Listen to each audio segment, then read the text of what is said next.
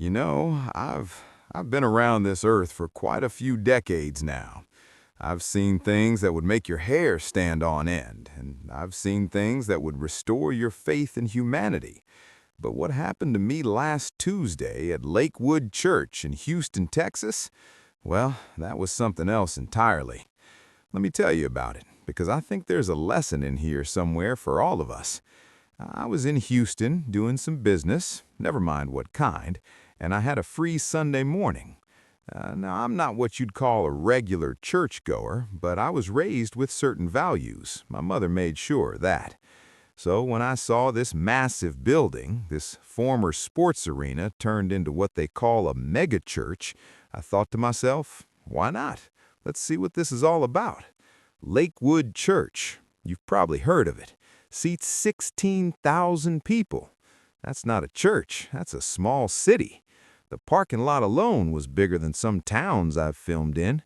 Cars everywhere, people streaming in, wearing their Sunday best, smiling, laughing, taking selfies.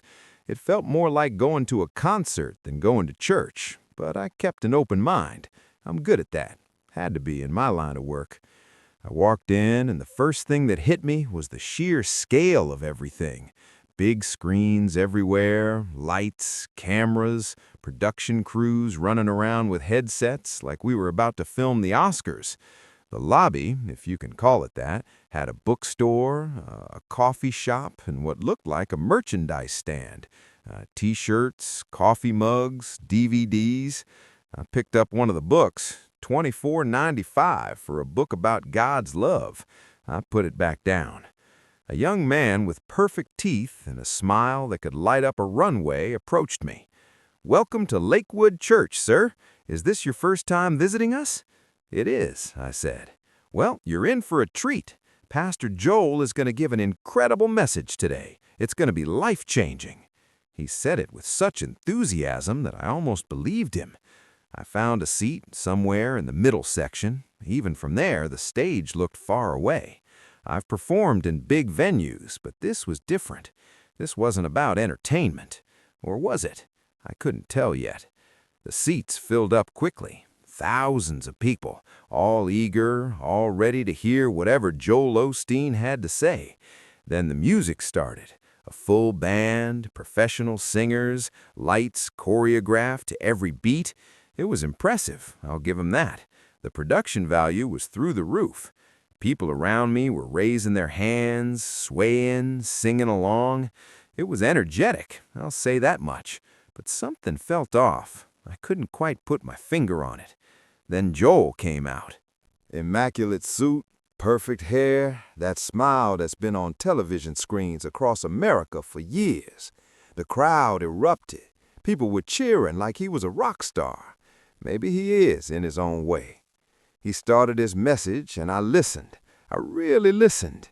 He talked about God's favor, about how we're all destined for greatness, how we need to speak positivity into our lives, how God wants us to be successful, healthy, and wealthy. It was motivational. Sure, it was uplifting in a way, but as I sat there listening to him tell people that God was like a cosmic vending machine, you put in your faith, get out your blessings, something didn't sit right with me. I thought about the gospel I had heard as a kid. I thought about Jesus, who didn't have a place to lay his head, who told a rich young man to sell everything he had and give it to the poor, who said it was easier for a camel to go through the eye of a needle than for a rich man to enter the kingdom of heaven. I thought about the apostles, most of whom died penniless and persecuted. I thought about the early Christians who was thrown to lions because they wouldn't renounce their faith. And here was Joel Osteen in his multi-million-dollar church, living in his $10 million mansion, telling people that God's main concern was making them comfortable and prosperous. Something wasn't adding up. After the service, I decided I wanted to talk to him. I'm not one to keep my mouth shut when something's bothering me. I've never been good at that. Ask anyone who's worked with me. So I made my way through the crowd, past the smiling volunteers, past the security guards, until I found someone who looked like they might be able to help me. "I'd like to speak with Pastor Osteen," I said to a woman with a clipboard. She looked at me, recognized me, I saw it in her eyes, and her expression changed from polite church volunteer to starstruck. "Mr. Eastwood! Oh, my goodness! I'm sure Pastor Joel would love to meet you. Let me see what I can do." 10 minutes later, I was being escorted backstage. The behind-the-scenes area looked like the headquarters of a Fortune 500 company. Offices, conference rooms, people rushing around with purpose. We walked down a corridor until we reached a door with Joel's name on it. The woman knocked, and a voice from inside said, "Come in." Joel Osteen stood up from behind a desk that looked like it cost more than my first car. That smile never wavered. "Mr. Eastwood, what an honor! What brings you to Lakewood?" We shook hands. His grip was firm but careful, like he was shaking hands with someone's grandmother. "I was in the area," I said. "Thought I'd check out what you're doing here." "Well, we're so glad you came. What did you think of the service?" "It was impressive," I said. And I meant it. The production, the music, the energy, very impressive. "We want to create an environment where people feel welcomed and inspired," he said, still smiling. "I could see that," I said, "but I've got a question for you, if you don't mind." "Of course, ask away." I looked him in the eye. I've stared down a lot of people in my life, both on screen and off. "Is this a business or a place of worship?" The smile faltered just for a second, but I saw it. "I'm sorry, I gestured around us. "All of this, the stadium, the merchandise, the production, the message about prosperity and success, is this a business you're running, or is this a church? Because from where I'm sitting, it's hard to tell the difference." The room got very quiet. Joel's smile returned, but it was different now, tighter. "Mr. Eastwood, we're doing God's work here. We're reaching millions of people with a message of hope." "Hope," I repeated, "or false promises. You're telling people that if they just believe hard enough, pray hard enough, give enough money, that God will make them rich and successful. But that's not what Jesus taught.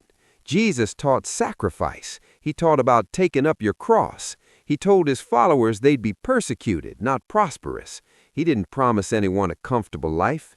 Joel's expression hardened. "I think you're misunderstanding our message." "Am I?" I interrupted, "because it seemed pretty clear to me. You've got 16,000 people in there every Sunday, and you're telling them what they want to hear, not what they need to hear. You're running a feel-good factory, not a church." Before Joel could respond, the door opened, and of all people to walk in, Chuck Norris. I'm not making this up. Chuck Norris in his security uniform, looking like he'd just stepped off a movie set from 1985. "Is there a problem here, Pastor Joel?" Chuck asked, his voice that low growl I remembered from our brief time working in the same industry. "Chuck," I said, "what are you doing here?" "I volunteer with security," he said, not taking his eyes off me.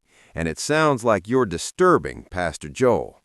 "Disturbing?" I almost laughed. "I'm asking honest questions. Since when is that disturbing?" Joel stood up. "Mr. Eastwood, I think it's time for you to leave. We appreciate your visit, but if you're going to be disrespectful—" "Disrespectful?" Now I did laugh. "I'm being honest. There's a difference. Jesus overturned tables in the temple when he saw what they had done to his Father's house, and you're telling me I'm being disrespectful for asking if you've done the same thing here?" Chuck moved closer. "Mr. Eastwood, I'm going to have to ask you to leave." "Chuck, come on, we're both too old for this." "Age hasn't slowed me down," he said, and I believed him. I looked at Joe one more time. "You've built something impressive here. I won't deny that. But ask yourself, really ask yourself, is this what Jesus would have wanted? Or have you just figured out how to make a very profitable business out of people's faith and desperation?" "Leave now." Joel's smile was completely gone. Chuck took my arm, not roughly, but firmly. "Let's go, Clint." And that's how I got escorted out of Lakewood Church by Chuck Norris. If you'd told me that morning that's how my Sunday would end, I wouldn't have believed you. But there I was, being walked through the backstage area, past the shocked volunteers and staff members, out a side door into the Houston heat. Chuck walked me all the way to my car. When we got there, he finally spoke again. "You shouldn't have done that." "Maybe not," I said, "but somebody needs to. Pastor Joel is a good man. He helps a lot of people." "Does he? Or does he help them feel good while keeping them right where they are? There's a difference, Chuck." Chuck didn't respond. He just watched as I got in my car and drove away. Now, I'm telling you this story because I think there's something important here for Christians, real Christians, to understand. And I say real Christians not to be judgmental, but to distinguish between people who are genuinely trying to follow Jesus and people who are just looking for a religious justification for the American dream. Here's my advice, and take it or leave it. First, question everything. Jesus said to test the spirits. Paul told the Bereans to examine everything carefully. If someone is teaching you something that sounds too good to be true, it probably is. If someone is promising you health, wealth, and happiness just for believing the right things and giving enough money, they're not teaching Christianity, they're teaching capitalism with a Jesus sticker on it. Second, read your Bible. Actually read it, not just the highlighted verses that make you feel good, but all of it. Read about Jesus telling people to sell what they have and give to the poor. Read about the early church sharing everything in common. Read about Paul working with his hands to support himself while preaching. Read about the apostles being beaten, imprisoned, and killed for their faith. That's the real story of Christianity, not this sanitized, commercialized version we're being sold at stadiums across America. Not this faith that asks nothing of you except to believe, to be positive, and to give money. Real faith costs something. It demands something. It changes you. And if your church isn't challenging you, if your pastor isn't making you uncomfortable sometimes, if your faith is all about feeling good and being blessed, then maybe it's time to ask the question I asked Joel Osteen. Is this a business or is it a place of worship? Because the answer matters more than you might